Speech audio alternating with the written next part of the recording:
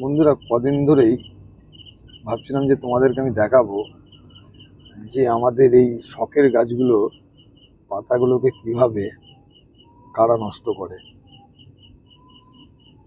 তো আমার এই জাম গাছটা আছে,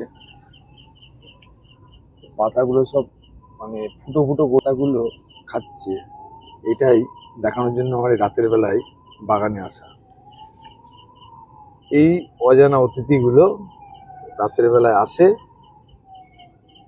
আর এইভাবে পাতাগুলোকে খেতে থাকে। এই তোমরা দেখতে পাচ্ছ পাতাগুলোকে খাচ্ছে রাতের অন্ধকারে। পুরো পাতা দেখো ফুটো ফুটো করে দিয়েছে। এখানে একটা বসে আছে,